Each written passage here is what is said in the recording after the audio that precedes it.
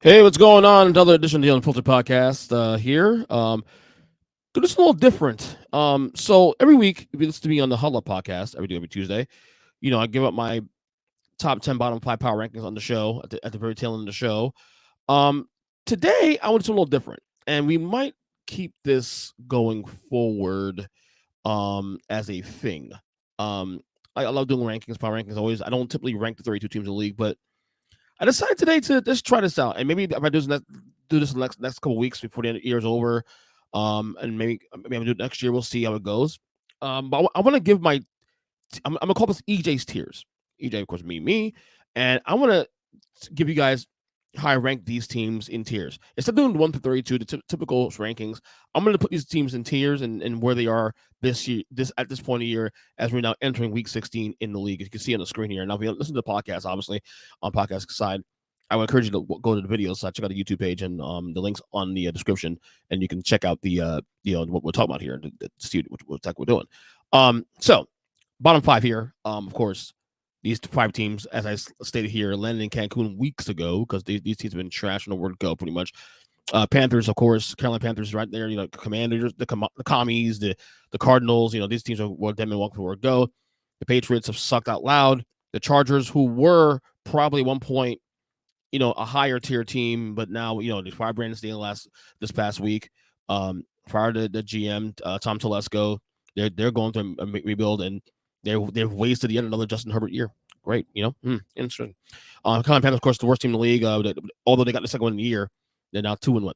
I think it's 2-12, something like that. But yeah, of course, the next tier up, New York, lol, yeah, Jets, Giants. Come on now, like for real.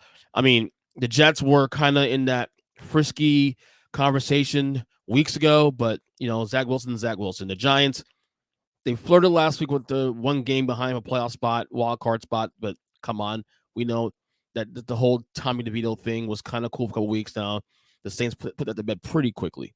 So New York, lol, another bad year in New York of football. So it is what it is.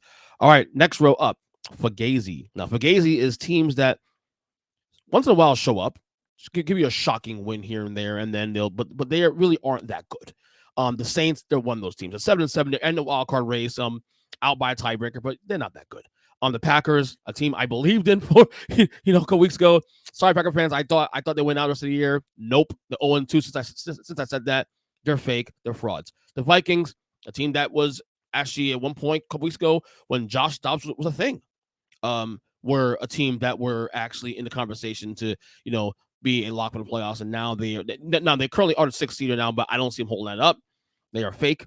They're Fugazi as well too. The Steelers falling apart too, down to the third string quarterback, Mason Rudolph now. In that he's starting this week against the Bengals. Yeah, they're Fugazi as well too. The fraud cons, the Falcons, of course. Yeah, no surprise there. They're always fake, always frauds. The Bears, they've been a little bit frisky at times, but they're not frisky enough to be in the frisky category. So the Bears are still Fugazi. It is what it is there. The Titans, look, last week they beat the Dolphins, right? Remember that? Mm-hmm. And they lose. And then they lose the next week, lose at home to the Texans, and the Texans who didn't have C.J. Stroud. So yeah, Fugazis. My point exactly. The Raiders, they 1 week they score 3 points against the Vikings, at home, and the very next week, not even a full week, 3 days later, scores 63 points against the shitty Chargers. I don't care how bad the Chargers are. 60 points is a lot of points still. Bottom line. All right, frisky section here. Teams that are pretty good, not great, but can get you on a week-to-week notice. The Bengals, of course, there. I mean, obviously, if they had Joe Burrow, they'd be in the probably worthy challenger or contender list, probably maybe in juggernaut. Who knows? The Jaguars, they've fallen a little bit now, and then down to the frisky section. They're still a good team, but man, I feel like they beat themselves against the Ravens on Sunday Night Football, honestly, in a lot of ways. Dumb turnovers late in the game. Trevor Lawrence, he's sometimes looks like a top 10 quarterback, sometimes lost in the weeds.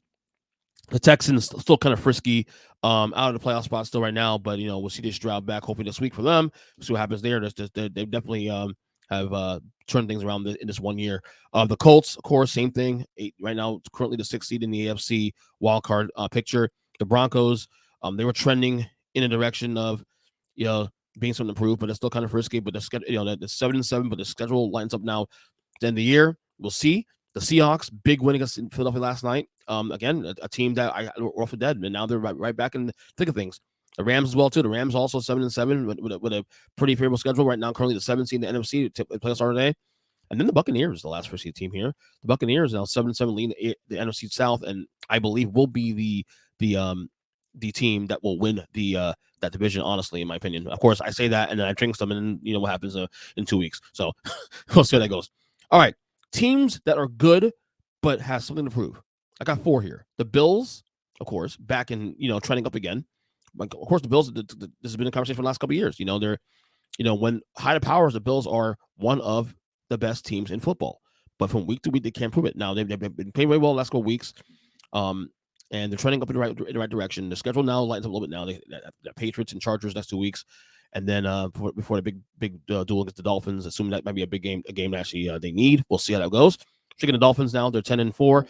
Again, another team who is a really good team and probably should be a contender and might be one of the best teams in AFC behind Baltimore, but doesn't have any proof of that. And there's no wins on the schedule to say, oh, when they beat this team or that team. They've gotten 10 wins off the the strength of beating really bad teams. Now, granted, to their credit, they've beaten those teams where you're supposed to, but still, if you want respect, you got to earn that. And they haven't won a quality game this year yet. On the Browns, they are trending up in the right direction now. They're better than Frisky at this point now. No matter what quarterback they have in there, they seem to find a way to win the game, whether it's Deshaun Watson or PJ Walker or now Joe Flacco. Old man Bones Joe Flacco. Now, I can't believe Joe Flacco's still a thing in 2023. Unbelievable. Detroit Lions, of course, another team that's trending up, but not quite contenders just yet, in my opinion. Now they can change that conversation in 2 weeks. They got a big game against the Cowboys. Not this week, but week 17. So that could be a situation where they can prove themselves. All right. We're contenders, but the Eagles, yeah, they're still really good. They're still probably going to be in a conference championship game, most likely. We'll see. But they have questions, a lot of questions. The Cowboys, same thing. Look, I don't want to overreact to the Buffalo Bills loss. The Buffalo loss on Sunday. They did not look good. But maybe this is me because I picked Buffalo in that game, and I'm not actually surprised they won that game running away. Because I said before Sunday that a letdown was about to happen. I felt the letdown was coming, so I'm not surprised. But they have these moments like the Dolphins, where like they have the talent, and they have the wins against teams supposed to.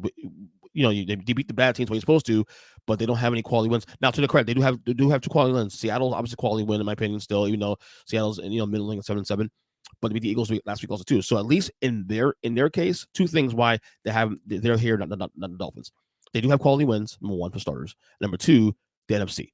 Their path is a lot easier, in my opinion. Like not, and when I say easier, I mean in terms of like getting to the conference championship. Like to me, it's these 2 teams in San Francisco on top. So if they can somehow, let's say they'll beat any of the NFC South teams in the wild card round. Okay, then it comes down to them playing probably the Eagles in second round playoffs.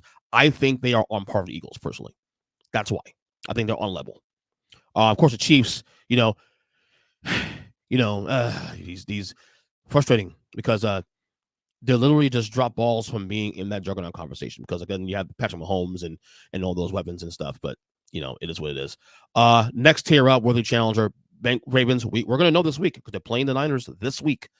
On Monday Night Football. So I do feel like the Niners, who are the juggernaut on the top here, on the top of the list, feel like the only team really that's running away with the whole thing. But we will know more this week when these 2 teams match up. The 2 number 1 seeds in both conferences right now will meet this week.